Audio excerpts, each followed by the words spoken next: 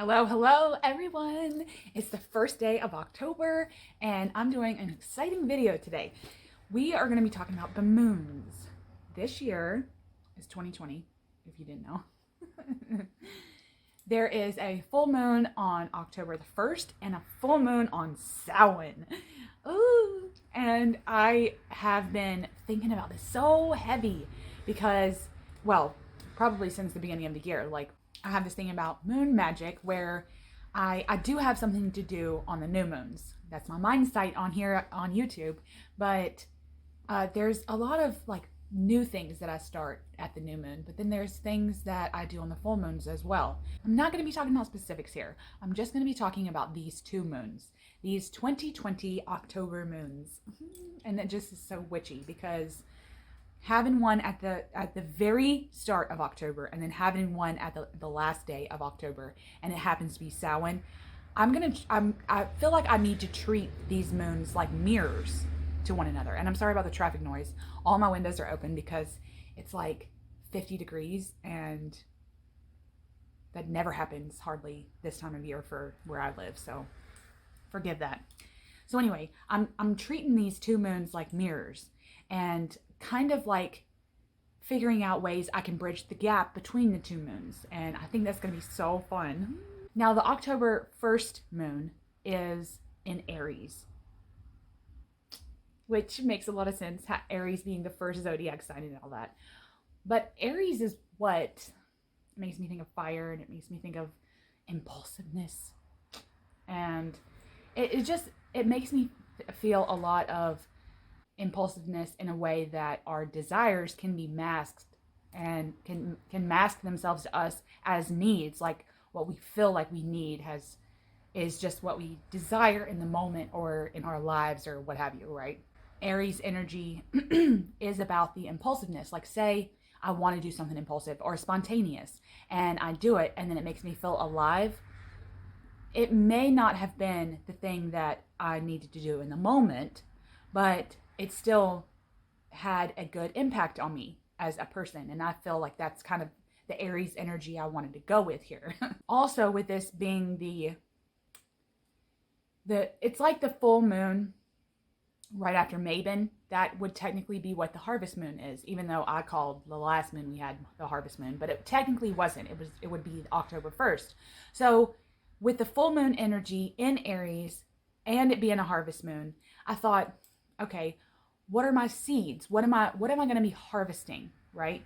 Because at Mabon, it's a harvest festival, but then with the moon and it being so close and it being the harvest moon, that's when we need to be like working through some of our seeds, what we're harvesting, what we're bringing forth, and scything those things that aren't serving us. That's what this full moon is all about in terms of my witchcraft. So I talked about October 1st, and I'm going to talk a little bit about the Samhain full moon. And as mirrors of one another, I want to look at the Aries full moon at the beginning of October and the Taurus moon at the end of October and kind of see what I can ascertain between the two. Looking to the future, that full moon is in Taurus. And like I said, like I was talking about with Aries, Taurus to me is the bull in the china shop, right? It's a different type of impulsiveness with Taurus, because for me, it's like the Aries impulsiveness and the desires and all that stuff, that fiery energy coming out. The Taurus is kind of steady, right? They're methodical almost, to the point where they're only a bull in the china shop to get what they want. And what they want most is security. They want that big weighted blanket. They want that. In my opinion, Taurus makes me feel like, and I have a lot of Tauruses in my family, so I know this for sure, that they want comfort. It's the comforts of home. It's the warm blanket. It's the cozy fabrics. It's the security, but also the satiety, like that feeling of being satisfied. That's what the Tauruses love. And so when I think of the Aries at the beginning being impulsiveness and everything, I still need to look at the end of October and figure out if the impulsiveness or the spontaneity that I might go through this month in October, looking forward, are there things that I need to be steady with? Are there things that I can do spontaneously that will pull me out of my comfort zone just enough that I'll still be satisfied with the security blanket that I already have. And I think that that's a really good mirror to look at. Now, as this is a bridge between the two moons, this is also a bridge time of year. As this is the harvest time, Samhain marks mid-autumn. This month is mid-autumn for me. So with that being said, it's a bridge between what we had and when the harvest first started to winter. So it's bridging that gap as well. It's bridging the first of the harvest season and the end of the harvest season. So that's pretty cool as well, that this is a typical bridge month, and then it's a typical bridge. We have bridge moons as well, mirroring each other on either side. And what I wanted to do was look at my desires, right? Let's write down some things that I'm desiring right now in my life. Ask myself, which of those are my actual needs? Which of those do I need in my life now? Which do I need to pull in and bring into my life right now? Or are they just, is it just my ego? That way, when I look at those desires from Aries, when Samhain comes along and I can actually embrace the magic of Samhain a little bit better, because I was able to ascertain which of the desires that I've been going towards, like goals I've set, are actually benefiting me. And then, like I said, in the magic of Samhain, I can be comforted with that satiety of Taurus. And I wouldn't be if I don't really do the mirror. Another thing that I noticed was that if Aries is fire, and I'm going to be impulsive and spontaneous this whole month, right? And I'm going to be turning and doing things that are benefiting me, doing things out of my comfort zone, but not too far out of my comfort zone, because at Samhain, when I want to embrace the magic of that, and in order to be satisfied and not too out of my comfort zone to where it makes me anxious, I'm also looking at Taurus. I'm also looking at Taurus as the bull and an earth sign, and what that may mean. What are things that I can look at as far as Taurus goes in the earth sign to balance out the fire, right? I think of them being that like a forest fire. What am I doing here to help with what I'm going to be doing in this month? And for me, that could be looking at my grounding techniques. That could be looking to the future of the Taurus moon. I can have the fire energy going through me like the Ace of Wands. I could be the Ace of Wands all month, but then having that Ace of Wands within my soul and within the drive that I have for things that I'm doing, that's telling me I need to come back to self. I need to ground through those things to keep my comfort zone kind of locked in. And I'm not saying that the comfort zone here is something that you don't need to kind of, break through like an eggshell, but there are levels of when you do go too far out of your comfort zone, there may be some anxiety there. I know there is for me. Sometimes when I do things, I tend to be a very impulsive, spontaneous person anyway. I tend to be impulsive and spontaneous in like unique ways, or I want to do this tonight, or I want to do this tonight, and it's just kind of random. So I tend to do that. But if it's something that someone else has generated, anyway, sometimes when I go out of my comfort zone and I'm forcing myself to go out of my comfort zone, there's a level of anxiety there that isn't really going to benefit me in the long run. Some anxiety is good with that, but it's like a fear, / anxiety.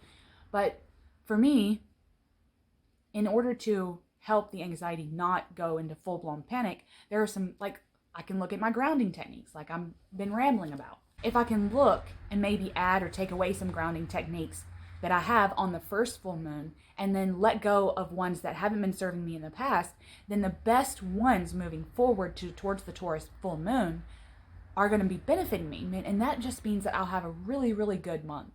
And that fills me with happiness, not anxiety. Now with full moons, I feel like because it's an illuminated moon, like fully illuminated, I know that some, like in the tarot, the moon card it's not really about the illumination of the moon. It's about the shadow aspect not the shadow aspect, but the shadows of the moon, that there's a sort of mystery there.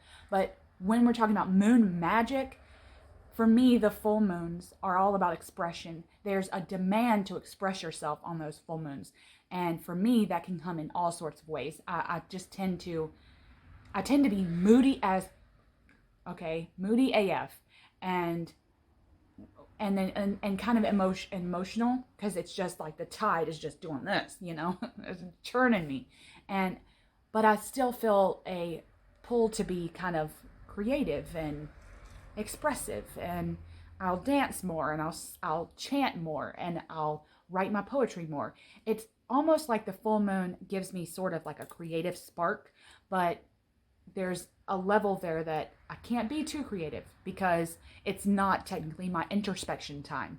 So I tend to get way more creative on the new moons than I do on the full moon, but the full moon pulls up all of those feelings of wanting to be creative and wanting to dance in the light of the full moon and have candles going and be really, really witchy. That's what the full moon does to me. But with it being in Aries and the fire energy, it's like, wow, okay, so I'm going to be really energized, and I'm going to want to do all these things as far as expression. And I have to allow myself to do those things, to express myself in ways that are going to benefit me, and not really take heed into like specifics into what I'm doing, or like, well, why am I doing this right now? This is not my introspection time, Don't be severe on myself. Just allow myself to express myself, and I'll come back and reassess maybe at the new moon, and I'll say, oh, well, this is what I did during the full moon time, this magic time. And then the new moon, I might get more inspired and more ideas during my introspection time. So allowing yourself to be expressive, expressing yourself on the full moons and be really as witchy as you want, that's what it means to me also. So I wanted to end with this, is that the mantra for Aries is I am. Makes sense with it being like the first zodiac sign, right? Self-empowerment is key. And when I think about self-empowerment, I think about what am I doing to become and to be in the moment and future, Lennon. How am I empowering myself? How am I allowing myself to be in my power now? And what are the I ams? What I'll do for this full moon night when I do my witchy stuff and I'm sitting there, because this is an Aries full moon, I may sit down and journal about what I am. Maybe I'll do 3, and I'll write the first 3 that come to my mind. I am blank, I am blank, I am blank. And see what that does, what that brings up, what that brings forth. And then on the next new moon, I can do the same thing as a nod back to Aries. And I'll have another video at the end of the month. Y'all know me. So I'll talk more about what I'm going to do on Samhain with that. But I might pull Taurus's mantra in too. But starting this month, starting with the Aries full moon on October the 1st, I'm going to start with the I am. I am blank, I am blank, I am blank. And run with that. Maybe I'll journal about that. Maybe some poetry and creativity, maybe some paintings or some kind of creativity will come through that. And I can really express myself with that wand energy, with that fire energy, right, of Aries. Now, my mantra, and I don't do this often, but I wanted to come up with a mantra, something that I could keep telling myself as probably part of my grounding techniques. Or as a grounding technique, come up with a mantra at the beginning of, like, at the first of this full moon, something to carry me through all the impulsiveness and spontaneity and creativity that may come this month. And then at the end, I can look back in hindsight. And so I came up with this mantra that mirrors the 2 moons, because like I said, I'm really wanting to mirror the 2 as full moons on the ends of October. And I wrote it down.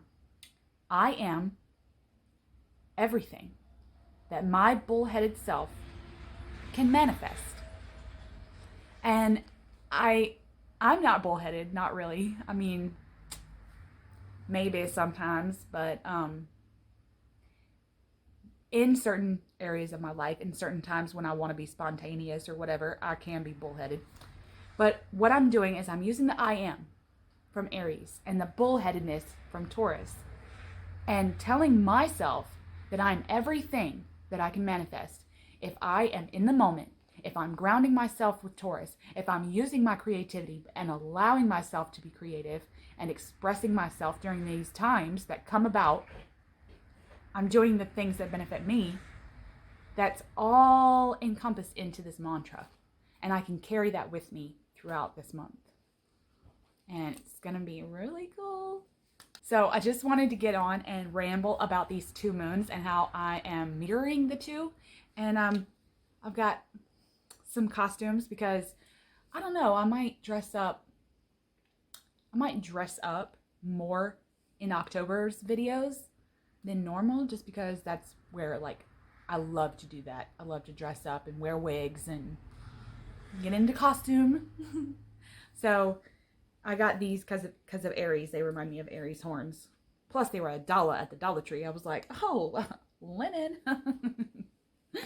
So anyway, okay, come back on Samhain because I'll be talking about that new moon on down the line. And I hope to see everyone again on the channel. Much love.